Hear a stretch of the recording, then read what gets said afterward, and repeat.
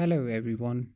Today I'd like to read a passage from Alfred Adler in which he puts forward what he understands to be the solution of all of our life problems.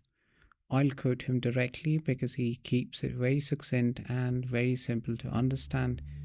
Adler says, all the problems of life have a strong social value. The individual has to be prepared for a right, normal, worthwhile, and successful solution. This means that he must possess a sufficient degree of social interest. Therefore, the brick which we call the innate potentiality of social interest must be made living and working. Such a state of mind gives him more than a feeling of social interest, for he behaves as a part of the whole of mankind. He feels at home in a conception of the world as near as possible to the real world, and he has courage and common sense, social functions which are frustrated among all failures.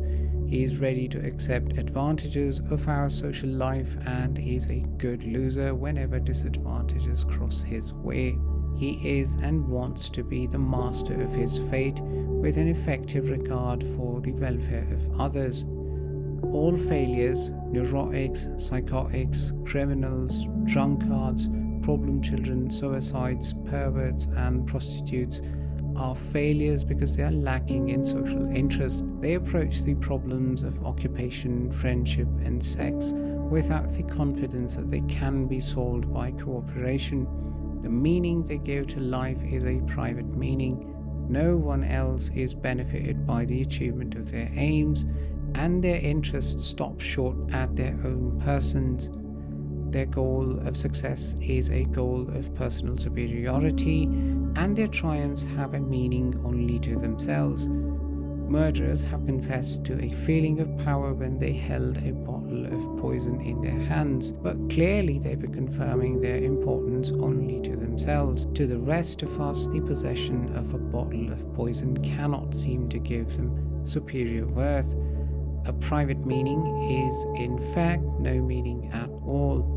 Meaning is only possible in communication, for a word which meant something to one person only would really be meaningless. It is the same with our aims and actions, since their only meaning is their meaning for others. Every human being strives for significance, but people always make mistakes if they do not see that their whole significance must consist in their contribution to the lives of others. If we apply the social measure to artists and poets, we note that they serve a social function more than anyone else.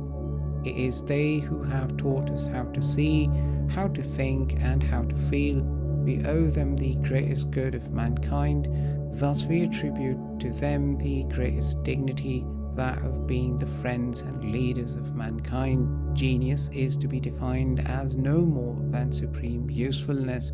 It is only when a man's life is recognized by others as having a significance for them that we call him a genius.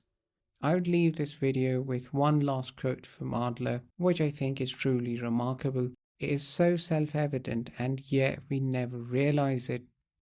Adler says, the private meaning is in fact no meaning at all. Meaning is only possible in communication, for a word which meant something to one person only would really be meaningless. Thank you for watching.